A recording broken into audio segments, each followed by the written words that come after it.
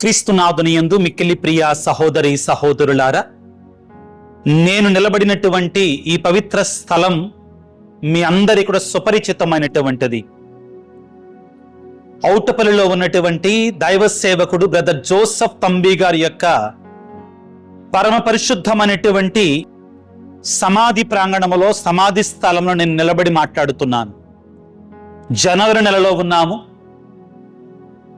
మనందరూ తెలుసు, brother Joseph తంబి గారి యొక్క మహోత్సవాలు, వర్ధంతి మహోత్సవాలు జనవరి 13, 14, 15 తారీఖులలో ఆత్మీయంగాను దైవికంగాను జరపబడతాయి.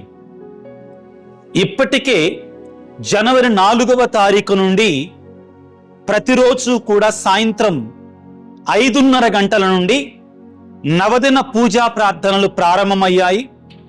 ప్రతిరోజు కూడా నవదిన పూజా ప్రార్థనలు జరుగుతున్నాయి. కాబట్టి ఈ సందర్భంగా మనందరం కూడా 2 తెలుగు రాష్ట్రాలలో ఉన్నటువంటి బ్రదర్ జోసెఫ్ తంబి గారి భక్తులు, అదేవిధంగా క్రైస్తవులందరూ కూడా ఈ పుణ్యక్షేత్రాన్ని సందర్శించుకొని ఆ దైవ సేవకుడైన బ్రదర్ జోసెఫ్ తంబి గారి యొక్క మధ్యస్థ ప్రార్థన ద్వారా ఆ దేవదేవుని యొక్క దీవెనలు, ఆశీర్వాదాలు పొందుకోవలసిందిగా మనవి చేస్తున్నాను. ప్రియులారా, క్రైస్తవ కథోలిక విశ్వాసములో పునీతులు, పరిశుద్ధుల యొక్క సమాధులకి ఒక ప్రత్యేకమైనటువంటి స్థానం ఉంది. మీకందరూ గుర్తు చేస్తున్నాను, ఇక్కడ మహాపరిశుద్ధులైనటువంటి బ్రదర్ జోసెఫ్ తంబి గారి యొక్క పవిత్రమైన సమాధి దగ్గర నిలబడి నేను మీకందరికీ జ్ఞాపకం చేస్తున్నాను. రోము నగరములో, వాటికన్ నగరములో ఉన్నటువంటి పునీత పేతురు గారి యొక్క దేవాలయం, పేతురు గారి యొక్క పవిత్రమైనటువంటి సమాధి మీద నిర్మించబడినటువంటిది. అదే ఇటలీ దేశంలో రోము నగరం బయట ఉన్నటువంటి పౌలు గారి యొక్క దేవాలయం, ఆ పౌలు గారి యొక్క పవిత్రమైన సమాధి మీద నిర్మించబడినటువంటిది.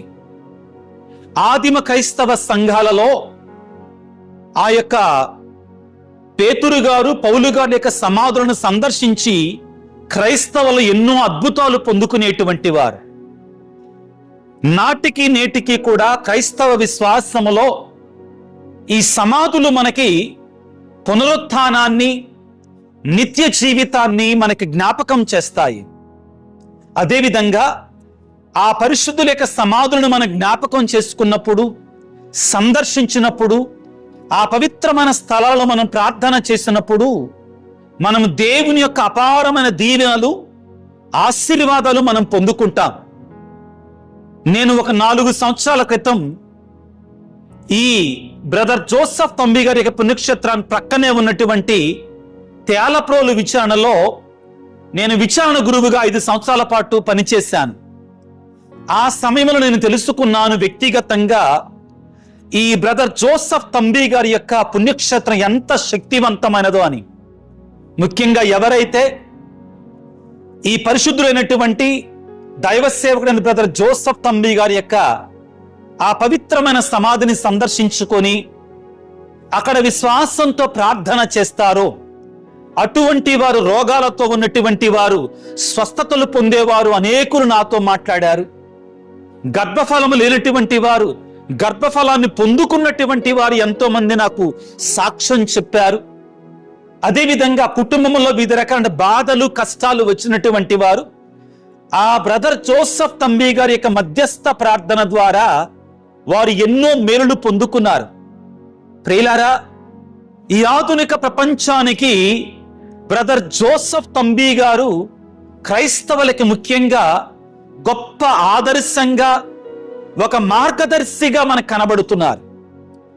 ఏ రీతిగా ఆయన ఒక సామాన్యమైనటువంటి, ఒక సింపుల్, సాదా సీదా విరక్తత్వ జీవితాన్ని జీవిస్తూ దేవుని ఆరాధిస్తూ తాను పొందుకున్నటువంటి ఆ విశ్వాసాన్ని తనకు తెలియనటువంటి భాష, తనకు తెలియనటువంటి మన ప్రాంతానికి వచ్చి ఈ ప్రాంతంలో యేసయ్య ప్రేమని ఆయన ఎంతో మందికి బోధించాడు. ఆయన జీవితాన్ని మనం ఒకసారి పరిశీలించి చూస్తే నిరాడంబర జీవితం, ఉపవాసము, ప్రార్థనలతో గడిపినటువంటి పరిశుద్ధుడు ఆయన. మనందరూ తెలుసండి, ఈ ప్రాంతం వాళ్ళు చెప్తారండి, నేను ఆయనతో పాటు కలిసి జీవించినటువంటి కొంతమందితో నేను పర్సనల్గా మాట్లాడాను. ఇప్పుడు చాలా మంది లేరు. అదృష్టవశాత్తు నాకు ఆ రోజుల్లో కలపాల సావిత్రమ్మ, ఆమె పేరు మరియమ్మ, ఆమెతోటి నేను మాట్లాడాను. మన యూట్యూబ్లో వాళ్ళ యొక్క సాక్ష్యాలు కూడా ఉన్నాయి. ఆమె 10-12 సంవత్సరాల వయసులో ఉన్నప్పుడు బ్రదర్ జోసెఫ్ తంబి గారితో కలిసి జీవించింది ఆ తల్లి. ఆమె చెప్పిందండి, ఆ కళ్ళారా చూసినటువంటి సాక్ష్యం.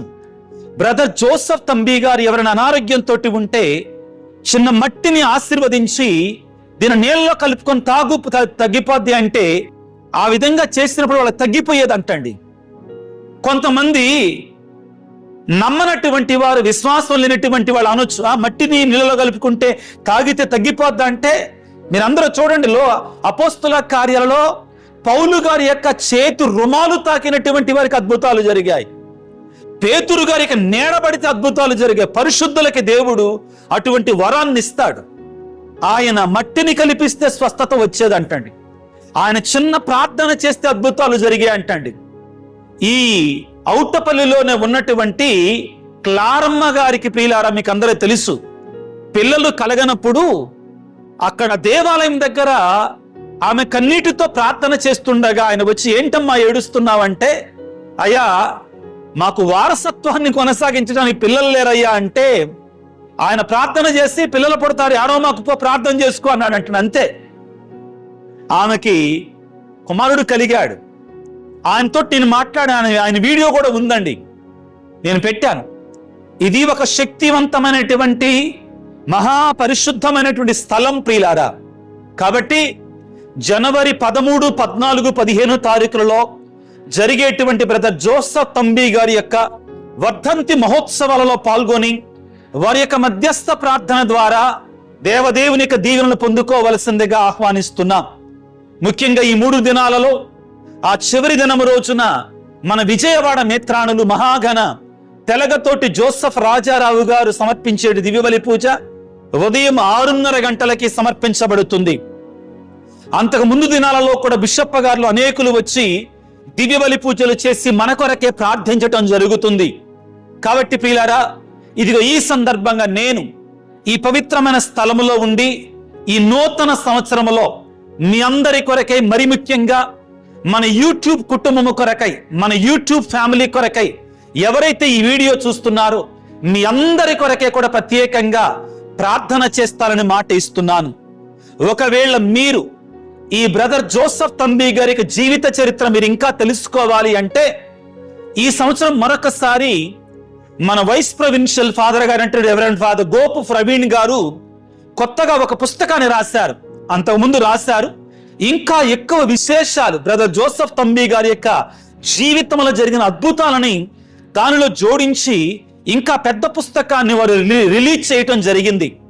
కాబట్టి ఆ పుస్తకాన్ని చదువుకొని ఇంకా ఎక్కువగా బ్రదర్ జోసెఫ్ తంబి గారి యొక్క జీవిత చరిత్ర తెలుసుకొని ఆ పరిశుద్ధుని యొక్క ప్రార్థనా సహాయము ద్వారా దేవుని యొక్క దీవెనలు పొందుకోవలసిందిగా మిమ్మందరినీ కూడా ఆహ్వానిస్తున్నాను. ప్రియులకు దేవుని బిడ్డలారా, ఇప్పుడు నేను బ్రదర్ జోసెఫ్ తంబి గారి యొక్క సమాధి దగ్గర ప్రార్థన చేసుకుంటుండగా మీరు కూడా నాతో కలిసి ఈ ప్రార్థనలు ఏకీభవించవలసిందిగా మనవి చేస్తున్నాను. అందరం కలిసి చేతులు జోడించి బ్రదర్ జోసెఫ్ తంబి గారి యొక్క మధ్యస్థ ప్రార్థన ద్వారా ఒక పరలోక జపము, మంగళవార్త జపము, త్రిత్వ స్తోత్రాన్ని వేడుకుందాం. పరలోకమందునుడు మా యొక్క తండ్రి, మీ నామం పూజింపడును గాక, మీ రాజ్యము వచ్చును గాక, మీ చిత్తము పరలోకమందు నెరవేరినట్లు భూలోకమందు నెరవేరును గాక. నానాటికి కావలసిన మా అన్నము మాకు నేటికివ్వండి. మా యొద్ద పడిన వారిని మేము మన్నించినట్లు మా అప్పులను మీరు మన్నించండి. మమ్ము శోధన యందు ప్రవేశింపనివ్వక కీళ్లను మమ్మ రక్షించండి. ఆమెన్. దేవర ప్రసాదము చేతానని మరియమ్మ వందనం. ప్రభువు మీతో ఉన్నారు. స్త్రీలలో ఆశీర్వదించబడిన వారు మీరే. మీ గర్భఫలముకు చేస్తూ ఆశీర్వదించబడిన వారుగానే. పరిశుద్ధ మరియమ్మ సర్వేశ్వరుని యొక్క మాత, పాపాత్మలమైనడు మా కొరకు ఇప్పుడును మా మరణ సమయమందున ప్రార్థించండి. ఆమెన్. పితా పుత్ర పవిత్రాత్మకు మహిమ కలుగునుగాక. ఆదిలో కలిగినట్లు ఇప్పుడును ఎప్పుడును సదాకాలం మీకే స్తోత్రము కలుగునుగాక. ప్రియులారా, నాతో ఏకీభవించి ఈ బ్రదర్ జోసెఫ్ తంబి గారి యొక్క పవిత్రమైన సమాధి ఉన్నటువంటి ఈ పరిశుద్ధ స్థలములో ఈ ప్రార్థనలో ఏకీభవించి ప్రార్థించవలసిందిగా ఆహ్వానిస్తున్నాను. సర్వశక్తిమంతుడా, సర్వోన్నతుడా, ప్రేమామయుడా, నీ మహిమ, నీ అద్భుత కార్యాలు, నీ ఆశీర్వాదాలు నీ బిడ్డలమైన మాకు ప్రసాదించటానికి కాలానుగుణముగా ఎంతో మంది గొప్ప గొప్ప పునీతులని, పరిశుద్ధులను నువ్వు ఎన్నుకొని ప్రభువా, వారి ద్వారా యోహాను సువార్తలను పలికినట్లుగా నన్ను నమ్మువారు, నన్ను విశ్వసించువారు నా వలె అద్భుతాలు చేస్తారు, నాకంటే గొప్ప కార్యాలు చేస్తారని వారికి నీవు అధికారాన్ని ప్రసాదించావు. అటువంటి మహాపరిశుద్ధులలో ఒకరైనటువంటి బ్రదర్ జోసెఫ్ తంబి గారిని మా తెలుగు రాష్ట్రాలకు పంపించి, మరి ముఖ్యంగా ఇదిగో ఈ విజయవాడ ప్రాంతానికి పంపించి వారి ద్వారా ఎంతో మందికి నీ మేలులు, వారి ద్వారా ఎంతో మందికి నీ రక్షణను ప్రసాదించినందుకు నీకు వేలాది వందనాలు, స్తుతులు, స్తోత్రాలు. వారు మరణించినటువంటిది 1945 సంవత్సరం అయినప్పటికీ అప్పటి నుండి ఇప్పటి వరకు కూడా కొన్ని లక్షల కోట్ల మంది భక్తులకి వారి యొక్క మధ్యస్థ ప్రార్థన ద్వారా ఎన్నో దీవెనలు, ఎన్నో ఆశీర్వాదాలు మీరు ప్రసాదిస్తున్నందుకు గాను మీకు వేలాది వందనాలు, స్తుతులు, స్తోత్రాలు యేసయ్య.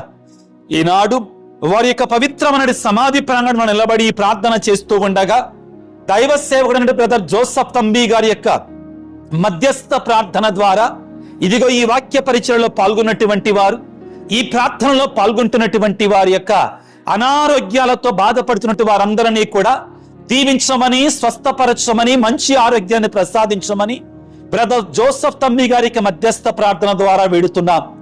కుటుంబాలలో శాంతి సమాధానం లేనటువంటి వారికి బ్రదర్ జోసెఫ్ తంబి గారికి మధ్యస్థ ప్రార్థన ద్వారా శాంతిని, సమాధానాన్ని ప్రసాదించమని వేడుకొనుచున్నాం. ప్రత్యేకమైన రీతిలో గర్భఫలము లేనటువంటి వారికి బ్రదర్ జోసెఫ్ తంబి గారికి మధ్యస్థ ప్రార్థన ద్వారా గర్భఫలాన్ని అనుగ్రహించమని వేడుకొనుచున్నాం. వివిధ బాధలలో, వేదనలలో ఉన్నటువంటి వారికి ఇదిగో బ్రదర్ జోసెఫ్ తంబి గారి యొక్క మధ్యస్థ ప్రార్థన ద్వారా నీ ఆశీర్వాదాలు ప్రసాదించమని వేడుకొనుచున్నాం. బ్రదర్ జోసెఫ్ తంబి గారు ఈ లోకంలో ఉన్నప్పుడు పాపాత్ములు మారు మనసు పొందడానికి, హృదయ పరివర్తన లేనటువంటి వారు నీ వద్దకు తిరిగి రావడానికి ఆయన ఎంతో మందిని గద్దించారు, సరిచేశారు, ప్రేరేపించారు. ఈనాడు ఆ పరిశుద్ధుని యొక్క మధ్యస్థ ప్రార్థన ద్వారా హృదయ పరివర్తన, మారు మనసు, పశ్చాత్తాపాన్ని ఎంతో మంది బిడ్డలకు అనుగ్రహించమని, వారందరిని కూడా యేసయ్య నీ హృదయము తట్టు ఆకర్షించుకోమని, ఈ పుణ్యక్షేత్రానికి వచ్చే ప్రతి బిడ్డను కూడా బ్రదర్ జోసెఫ్ తంబి గారి యొక్క మధ్యస్థ ప్రార్థన ద్వారా దీవించమని, ఆశీర్వదించమని మనాదుడైన క్రీస్తు ద్వారా వేడుకొనుచున్నాము తండ్రి, ఆమెన్. ప్రభువు మీతో ఉందురుగాక, మీ ఆత్మతో ఉందురుగాక. మహాపరిశుద్ధులంటే బ్రదర్ జోసెఫ్ తంబి గారి యొక్క మధ్యస్థ ప్రార్థన ద్వారా ఆ సర్వశక్తి గల సర్వేశ్వరుడు పిత, పుత్ర, పవిత్రాత్మ మిమ్ము, మీ కుటుంబాలను చల్లగా దీవించి ఆశీర్వదించి కాపాడుదురుగాక, ఆమెన్. దైవ సేవకుడైన బ్రదర్ జోసెఫ్ తంబి గారా మా కొరకు వేడుకొనండి. దైవ సేవకుడైన బ్రదర్ జోసెఫ్ తంబి గారా మా కుటుంబాల కొరకై వేడుకొనండి. దైవ సేవకుడైన బ్రదర్ జోసెఫ్ తంబి గారా ఈ లోకము కొరకై ప్రార్థించండి స్వామి, ఆమెన్.